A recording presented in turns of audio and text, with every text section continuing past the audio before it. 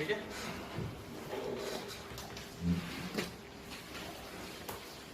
पीछे में कोई कंफ्यूजन तो नहीं है?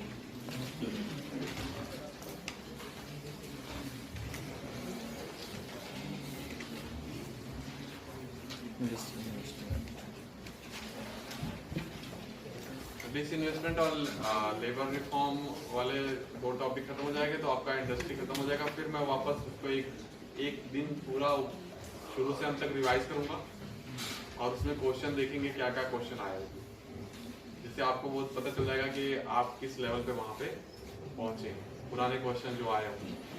ठीक है, मेंस टाइप की और प्रीलिम्स की। तो डिसइन्वेस्टमेंट का पहले ऑब्जेक्टिव देख लें, क्यों किया जा रहा है, मतलब क्या उद्देश्य, क्या प्राप्ति करना है डिसइन्वेस्टमेंट करके। देखिए हम लोगों ने बड़ी मेहनत से कंपनियां बनाई। 1956 की पॉलिसी क्या थी, क्या किया था उसमें,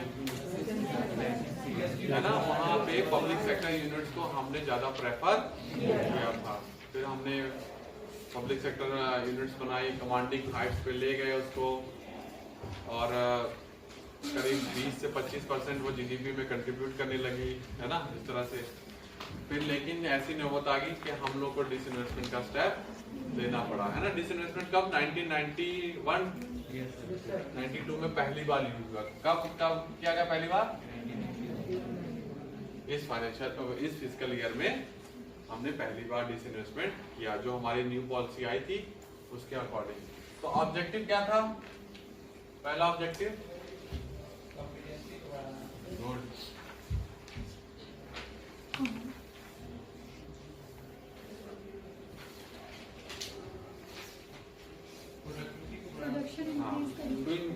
इंफ्यूज कंपटीशन के अंदर। कंपटीशन क्या हुआ था, जब हमने लाइसेंस राज कर दिया तो पब्लिक सेक्टर यूनिट्स का कोई कंपटीटर नहीं रहेगा, तो वो रिलैक्स होके काम करने लगे। तो जब रिलैक्स होके काम कर रहे हैं तो उनके अंदर क्या है, इनएफिशिएंसीज बढ़ने लगी। तो उस इनएफिशिएंसीज के कारण उसके लॉस क्या हो गए, इंक्रीज होने लगे। उसको लगा कि लोग लगा सैलरी तो मिलनी ही मिलनी है ना, तो लेकिन ये नहीं जानते कि वो सैलरी बहुत दिन तक मिल नहीं पाएगी। क्लियर है। तो कंपटीशन को इन्फ्यूज करना उसके, जिससे क्या हो जाएगा, एफिशिएंसी बढ़ जाएगी।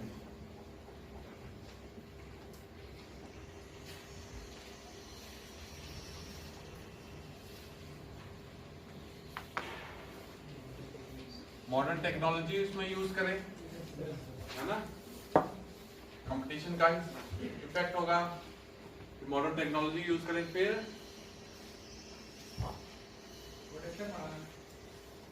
प्रोडक्शन इसमें बढ़ जाएगा, घाटे को कम करना,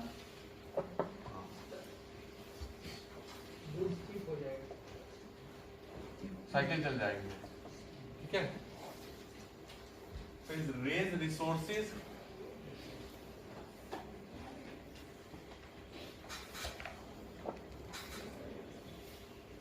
सोशल सेक्टर के लिए रिसोर्सेज लेके आए, मतलब उसको जैसे डिसइन्वेस्टमेंट करेंगे उसके प्रोसीड्स मिलेंगे, उस प्रोसीड्स को हम डिफरेंट सोशल ऑब्जेक्टिव अचीव करने के लिए लगा सकते हैं। Let's suppose education, health. Use of modern technology किस लिए यूज किया गया था, और जिसे किस लिए यूज किया था, प्रोडक्शन बढ़ाने के लिए, मतलब किस सेंस में। जैसे मॉडर्न टेक्नोलॉजी तो यूज कर रहे हैं प्रोडक्शन बढ़ाने के लिए ही, है ना। जैसे मान लीजिए ग्लोबलाइजेशन आ गया हमारा, है ना। अब अगर हम लोग पुरानी ऑब्सोलीट टेक्नोलॉजी यूज करके प्रोड्यूस करा रहे हैं, तो क्या हम लोग अगर मार्केट भी ओपन कर दिए और टेक्नोलॉजी हम पुरानी यूज कर रहे हैं, तो क्या उसके प्रोडक्ट से हम कम्पीट कर पाएंगे कभी, दिक्कत हो जाएगी ना। फिर हमारा वो दूसरा बंदा बाहर वाला हमारा मार्केट कैप्चर कर लेगा, क्योंकि कंज्यूमर तो क्या है, बेस्ट और चीप वो ही खरीदेगा। उसको हम मॉरली कितना प्रेशराइज करेंगे कि नहीं यही गुड्स खरीदो, वो पॉसिबल नहीं है, डिमांड के कंपेयर में सप्लाई नहीं हो पाएगी, वो भी है। ठीक है, तो हम रिसोर्स गवर्नमेंट क्या कर रही है, गवर्नमेंट के पास रिसोर्सेज आएंगे इस इन्वेस्टमेंट से, और वो रिसोर्सेज वो कहाँ क्या है, सोशल सेक्टर में यूज करती है।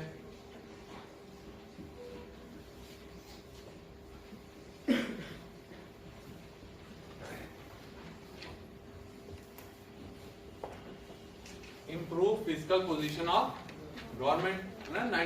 मैंने क्या था 1990 में करीब 6% 7% गवर्नमेंट का फिस्कल डेफिसिट चला गया था। फिस्कल डेफिसिट मतलब जितना गवर्नमेंट उधारी लेती है, जब उधारी लेगी तो वापस भी तो करेगी, लेकिन अगर वो कहीं यूज नहीं कर रही है अच्छे से तो क्या होगा, वो डेब्ट बढ़ता चला जाएगा, है ना। तो गवर्नमेंट क्या करेगी, जब उसको चाहिए और कहीं से रिसोर्सेज चाहिए और मार्केट से लेना उसके लिए बहुत ही दिक्कत वाली बात होगी, क्योंकि रिसोर्स वो वापस करना पड़ेगा उसको, तो वो अपनी पोजीशन इंप्रूव करने के लिए डिसइन्वेस्टमेंट से जो प्रोसीड आएगा उससे अपनी पोजीशन क्या है, इंप्रूव कर सकता है। फिर और भी बहुत सारे ऑब्जेक्टिव हैं कि ग्लोबलाइजेशन में सर्वाइव कर पाना, है ना, इस टाइप से। तो ये मेजर ऑब्जेक्टिव हैं जिस ऑब्जेक्टिव को लेके हम लोग चले थे, है ना। या एक ग्रेटर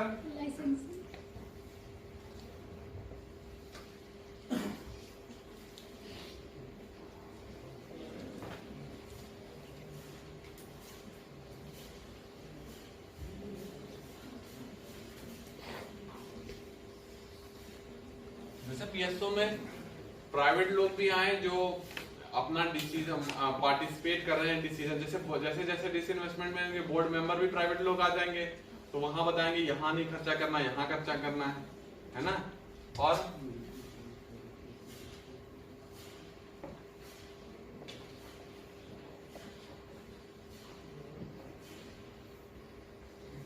लोअर पॉलिटिकल इंटरफेरेंस, है ना। जब बोर्ड मेंबर में प्राइवेट पार्टी ज्यादा आ जाएंगे तो वो अपने बोर्ड से कहेंगे ये बंदा नहीं, ये बंदा सिलेक्ट करना है। 100% रहेगा तो पॉलिटिकल इंटरफेरेंस ज्यादा होगी कि नहीं इसको एमडी बनाना है, तो दिक्कत हो गया। हाँ, लाइसेंसिंग कौन बोल रहा था? हाँ, लाइसेंसिंग का देखिए, ये तो हम लोग वो तो हम लोग 1991 की पॉलिसी देख रहे थे कि उसमें ये क्या लाइसेंसिंग को खत्म कर दिया, या लाइसेंसिंग कुछ ही में रिक्वायर्ड है। अब हम लोग सिर्फ बात कर रहे हैं कि पब्लिक सेक्टर डिसइन्वेस्टमेंट किसका करना है, पब्लिक। अब जो कंपनियां थी उन कंपनियों के साथ क्या करना है, क्या उनको रखना है अगर इनएफिशिएंट है, या हटा देना है, ठीक है। यहाँ पे लाइसेंसिंग का इशू नहीं है, लाइसेंसिंग तो क्या आप सिर्फ पब्लिक सेक्टर पे हम लोग कंसंट्रेट कर रहे हैं। तो ये हमारे ऑब्जेक्टिव थे डिसइन्वेस्टमेंट करने के। ऑब्जेक्टिव से ग्रीन जीडीपी तक हम लोग पहुंच सकते हैं। हाँ, मतलब अपने रिसोर्सेज का फुल यूटिलाइजेशन हो जाएगा। ग्रीन जीडीपी से इसमें आया कि नहीं? Green GDP is a different concept, वहाँ सस्टेनेबिलिटी का आ जाता है ना। ये हम लोग अब प्रोड्यूस करा रहे हैं तो कौन सी टेक्नोलॉजी यूज करा रहे हैं, है ना, कि ज्यादा कन्वेंशनल फ्यूल यूज कर रहे हैं कि मॉडर्न टेक्नोलॉजी यूज करके कि फ्यूल ज्यादा जनरेट ना हो, मतलब पॉल्यूशन ज्यादा ना हो, या क्वालिटी क्या है जो प्रोडक्शन की है, समझ ना। तो ग्रीन जीडीपी से ज्यादा ये रिलेट नहीं करते। यहाँ पे डिसीजन है कि वो पीएसयू रखनी है कि नहीं रखनी, क्लियर। ये ऑब्जेक्टिव हो गया। हाँ, इम्पोर्ट देखिए, इसको तो आप किसी चीज से भी कनेक्ट कर सकते हैं, है ना। मान लीजिए हमने पीएसयू, अगर वो पीएसयू खत्म कर दी जो हम लोग खुद प्रोड्यूस करते थे, तो हमको बाहर से चीजें लेनी पड़ेगी। लेकिन हम लोग अल्टरनेट तैयार कर रहे हैं, हम लोग उसको खत्म नहीं कर रहे हैं, अल्टरनेट तैयार कर रहे हैं कि अगर ये चीज आए तो बस ये प्राइवेट हाथों में चल जाए, उसको पूरा जड़ से नहीं खत्म कर रहे हैं, मतलब प्रोडक्शन बेस रहेगा, ठीक है। अब मैं आता हूं कि कैसे डिसइन्वेस्टमेंट किया जाता है ना। तो रीजंस क्या थे डिसइन्वेस्टमेंट के, तो वही रीजन करेंगे। इनएफिशिएंसीज आ गई थी, क्या जरूरत पड़ी थी ये मिटाना। बहुत बार तो असिस्टेंट कंपनी का मुझे से इन्वेस्टमेंट जिसका प्रॉफिट बहुत अच्छा रहा।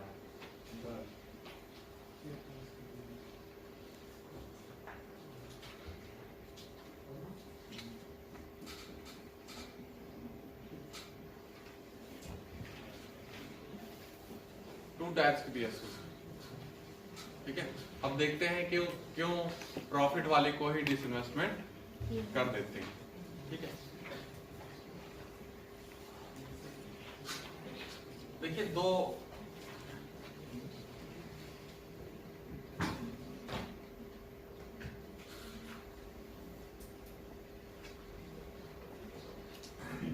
ह्यूमन एफर्ट और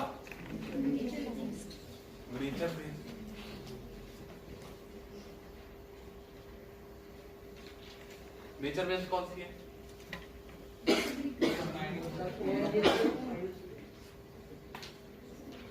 ONGC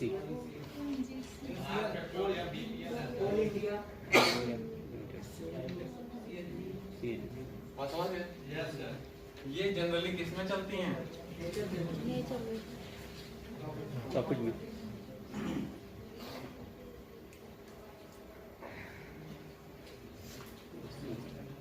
टूरिज्म वाला है ना, ऐसे बहुत से हैं जो रिसोर्स वहां को नेचर से नहीं मिल रहा है और ये किस में जा रही हैं? क्या इंडिकेट कर रहा है, कहाँ फॉल्ट है ना? ऐसा लग रहा है। और कभी कभी ये लगता है क्या ये नेचर बेस्ड है, जैसे हमने नेचर ने हमको दिया है क्रूड ऑयल है, हम उसकी कीमत ज्यादा है वो बेचा और उनको प्रॉफिट होने लगा, तो हमने उसको दो कैटेगरीज में कैटेगराइज किया कि ये प्रॉफिट क्या पता नेचर दे रहा हो, ह्यूमन एफर्ट नहीं है ना? क्या पता है अल्टरनेट कोई फ्यूल आ जाए, इनका भी प्राइसेस डाउन हो जाए अगर, तो ये भी काम तमाम हो जाए। ठीक है, देखो लॉस में है तो पहले इनका क्या है कि ये लॉस में है, अगर देखा कि ये इनकी एफिशिएंसी इंक्रीज हो सकती है कि नहीं, है ना, जैसे एयर इंडिया है ना, फिर देखा कि अनसस्टेनेबल इंक्रीज नहीं हो सकती तो ठीक है, फिर यहां पे आए, अब आपने कहा कि प्रॉफिट वाले को भी कई बेच देते हैं। ठीक है, तो यहां पे कभी, अभी मैं देख रहा हूं कितने प्रकार के डिसइन्वेस्टमेंट होते हैं, तो यहां पे कभी भी मेजॉरिटी सेल नहीं होती, डिसीजन मेकिंग अपने हाथ में रखना है। यहां पे जो भी डिसइन्वेस्टमेंट होता है फिर वो सिर्फ रिसोर्स पर्पज से होता है कि 5-10% सेल किया और उससे जो इनकम आई उससे गवर्नमेंट की पोजीशन क्या हो गई, इंप्रूव हो गई। यहाँ पे कभी ये नहीं है कि डिसीजन एक दूसरे के हाथ में दे देंगे। ठीक है, अब मैं उस पर आता हूँ। ठीक है, क्लियर है? तो यहाँ पे जो इनएफिशिएंट है उनको हटाना है। अब मैं थोड़ा सा टाइमलाइन देखता हूँ, बता दो इसको।